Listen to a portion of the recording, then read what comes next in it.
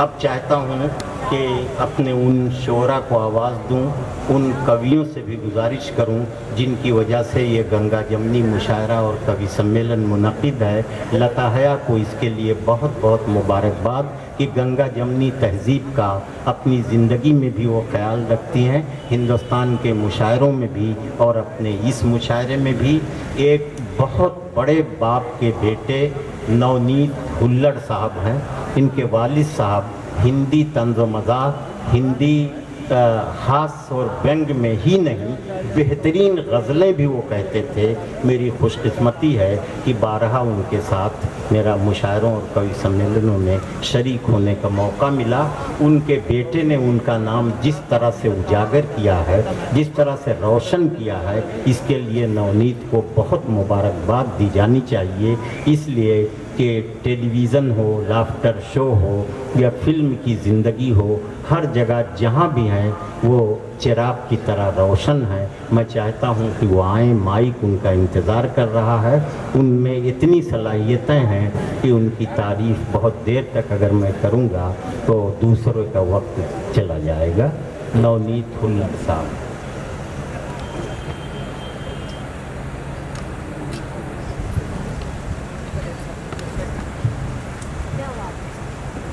आज इस प्रांगण में आप लोगों की उपस्थिति उतनी ही है जितनी देश में ईमानदारी बची है। लेकिन ईमानदारी कम संख्या में भी हो तो उसे प्रणाम करना चाहिए और उसकी तालियों की आवाज इतनी जोरदार होनी चाहिए कि बाहर बैठे लाखों बेईमानों के होश ठिकाने हैं। अबू आजमी जी इतनी देर तक बैठे हैं, उन्हें विशेष प्रणाम करता हूँ। और ये तिकड़ी जलीस भाई बैठे हुए हैं, भाई साहब बैठे हुए हैं। आपने वाकई उठाया है इस मुशायरे के साथ, मैं आपको बहुत प्रणाम करता हूँ। ऐसे अगर श्रोता हमें मिल जाएं तो क्या बात है। नदीम भाई कहाँ गए पढ़ के? नदीम भाई आपने जो पढ़ा है, सच्ची मुझे लग रहा था मैं अपने 5 मिनट भी आपको दे दूँ, पर दे नहीं सकता, मुझे लता जी से पेमेंट वसूलना है। 5 मिनट का टाइम मिला है, 5 मिनट तो अक्सर खांसने में निकल जाते हैं। आपको थोड़ा हंसाने का प्रयास करूंगा। देखिए हम हास्य रस के कवि हैं, हमें कोई सीरियसली नहीं लेता। पहले एक सीरियस बात करूंगा, ह्यूमरिस्ट होता क्या है, मस्खरा होता क्या है, 4 लाइन की परिभाषा दूंगा और ये दावा करूंगा इस मंच से कि आपको नवनीत हुल्लड़ का नाम याद रहे ना रहे, इस 4 पंक्तियों में से एक आध पंक्ति आप अपने साथ लेके जाएंगे। What is a humourist? मस्खरा होता क्या है कि मस्खरा मशहूर है आंसू छिपाने के लिए। मस्खरा मशहूर है आंसू छिपाने के लिए, बांटता है वो हंसी सारे जमाने के लिए। मस्खरा मशहूर है आंसू छिपाने के लिए, बांटता है वो हंसी सारे जमाने के लिए। जख्म सबको मत दिखाओ, लोग छिड़केंगे नमक। जख्म जख्म जख्म सबको मत दिखाओ, लोग छिड़केंगे नमक। आएगा कोई नहीं मरहम लगाने के लिए, और जिंदगी में गम बहुत है, जिंदगी में गम बहुत हैं, हर कदम पर हाथ से रोज कुछ टाइम निकालो मुस्कुराने के लिए। रोज तो आपके मुस्कुराने के लिए, जीवन खिलखिलाने के लिए, थोड़ा सा गुदगुदाने के लिए मैं नवनीत हुल्लड़ अवतरित हो गया हूँ और आपसे वायदा करता हूँ 4.5 मिनट में अंतर्ध्यान हो जाऊंगा। छोटी छोटी बात थोड़ा सा आपको, क्योंकि माहौल काफ़ी गमगीन हो गया था, ये तो थोड़ा जागृत किया है नदीम भाई ने, मैं थोड़ा सा जागृत करने का प्रयास करता हूँ। आजमी साहब हम हास्यरस के लोग हैं, हमें कोई सीरियसली लेता ही नहीं, मैं आपको बताऊँ, और हमें कहीं से भी हास्य मिल जाता है। एक कवि सम्मेलन में मैंने जैसे ही कविता पाठ आरंभ किया, एक गधे ने रैंकना शुरू कर दिया। तो मैंने आयोजक को बुलवाया, मैंने कहा इस गधे का रैंकना बंद करवाइए। आयोजक बोला वो भी तो यही कह रहा है।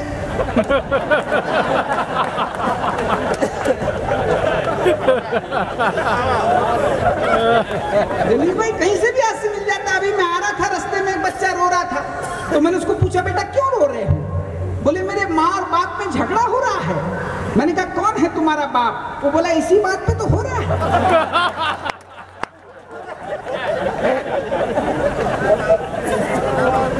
अरे अभी मेरा एक दुकानदार से झगड़ा होते होते बच्चा, ये जो मैं कुर्ता पहन के आया बहुत ही मजबूरी में पहन के आया अनवर भाई, मैं एक शर्ट पहन के आने वाला था।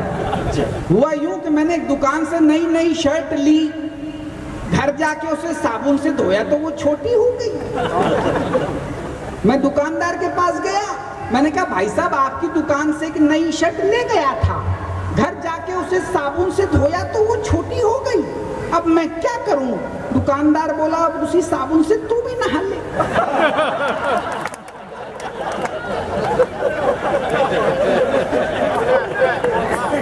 एक बार तालियां बजाओ, मेरा मूड ऐसे नहीं बनता यार, मैं जाता हूं।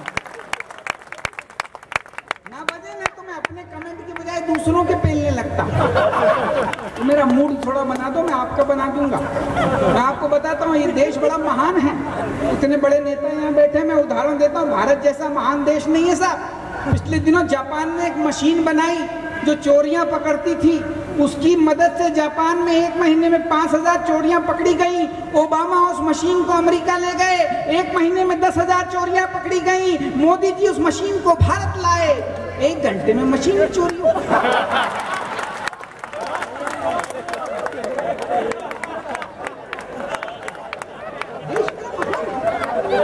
भावनाओं से भरपूर है। और देखिए हम लोग भावुक लोग हैं, गलती कर जाते हैं, करना नहीं चाहिए। मैं आपको बताता हूँ कहाँ से हाथ से मिल जाता है जलीस भाई। पिछले दिनों मैं अपनी बीवी को, अपनी श्रीमती जी को गोवा ले गया साहब घुमाने के लिए।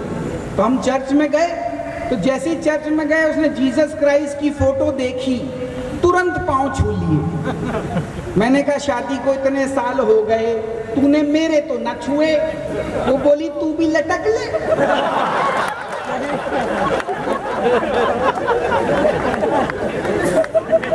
आज तो बड़ी अच्छी ऑडियंस है, बड़ी रिसेप्टिव ऑडियंस है। मैं बता रहा हूँ, कभी ऑडियंस अच्छी नहीं हो और किसी नवोदित कवि को खड़ा कर दो तो कुछ भी हो जाता है। एक बार अनवर भाई ने एक नवोदित कवि को खड़ा कर दिया, अब ऑडियंस रिसेप्टिव नहीं थी साहब आपके जैसी।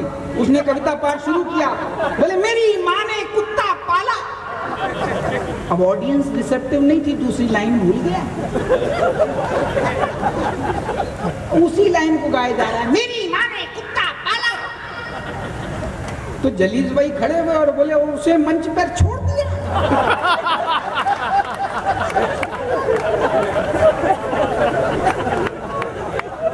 हम लोगों की पीड़ा होती है, उसे समझो। हम फ्रीलांस, जितने मंच पे बैठे सब फ्रीलांसर की श्रेणी में आते हैं साहब। और फ्रीलांसर उसे कहते हैं जो हफ्ते में 10 दिन फ्री रहे।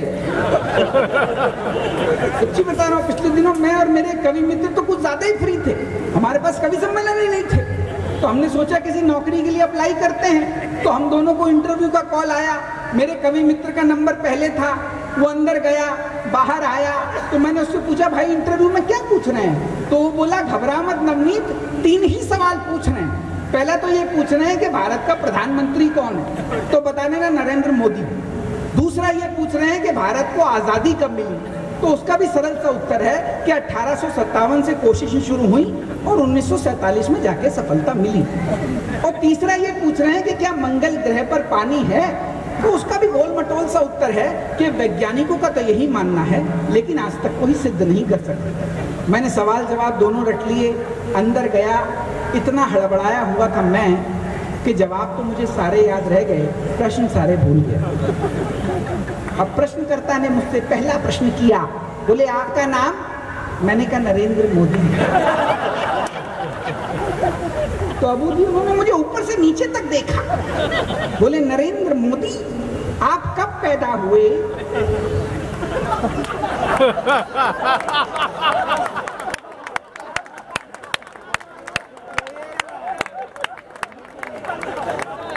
मैंने कहा 1857 से कोशिशें शुरू हुई, 1947 में जाके सफलता मिली। बोले क्या आप पागल हैं? मैंने कहा वैज्ञानिकों को तो यही नहीं।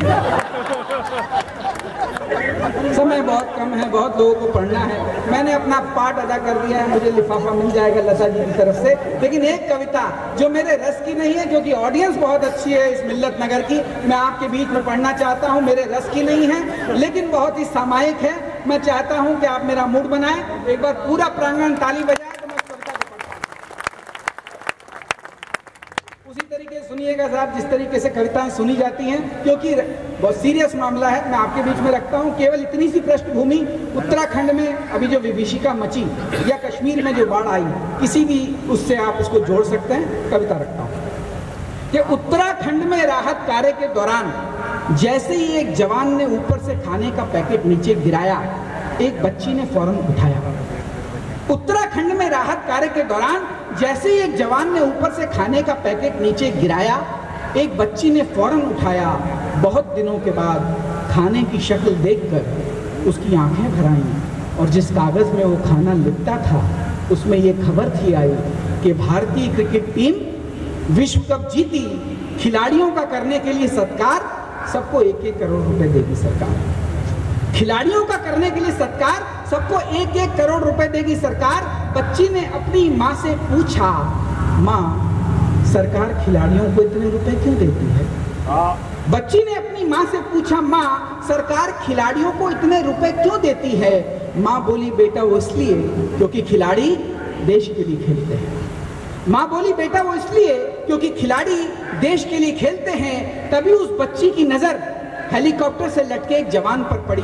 उसे देखते ही वो बोल पड़ी, माँ क्या इन्हें भी 1 करोड़ रुपए मिलेंगे? बहुत अच्छे, वाह वाह। तभी उस बच्ची की नजर हेलीकॉप्टर से लटके एक जवान पर पड़ी। उसे देखते ही वो बोल पड़ी, माँ क्या इन्हें भी 1 करोड़ रुपए मिलेंगे? माँ कुछ नहीं बोली। बच्ची ने कहा, माँ आप कह रही थी ना खिलाड़ी देश के लिए खेलते हैं, पर ये जवान तो सीमा पर खून की होलियां खेलते हैं। देखिएगा कि ये जवान तो सीमा पर खून की होलियां खेलते हैं। हमारे तुम्हारे लिए न जाने कितनी ही गोलियां अपनी छातियों पर झेलते हैं। होली हो, दिवाली हो, ईद हो, दशहरा हो या नराते, कोई भी त्योहार ये अपनों के साथ नहीं मनाता। कविता की समझ रखने वाले यहाँ मातृशक्ति बैठी है। अपना हाथ रोक सको तो रोक के बताना कि होली हो, दिवाली हो, ईद हो, दशहरा हो या नवरात्रे, कोई भी त्योहार ये अपनों के साथ नहीं मनाते।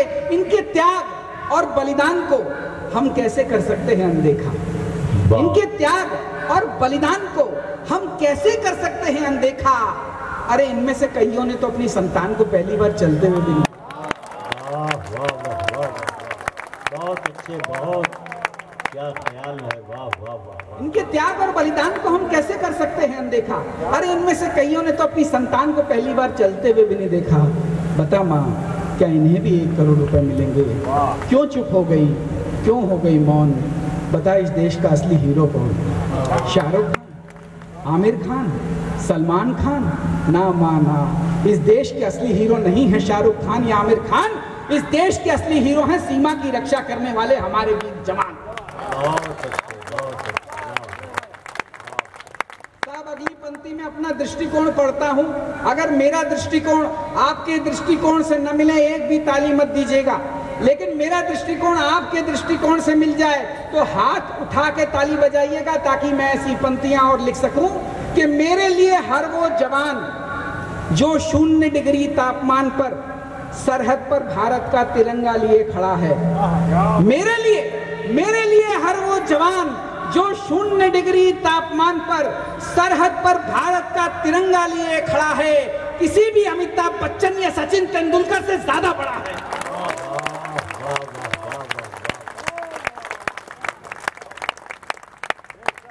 अब जिनके लिए मैंने ये पूरा ताना बाना बुना, 2 पंक्तियां विदाई की दीजिएगा कि बता माँ क्या इन्हें भी 1 करोड़ रुपए मिलेंगे? माँ बोली, नहीं, इस देश में बल्ले से खेलने वालों को करोड़ों मिलते हैं, जान से खेलने वालों को नहीं।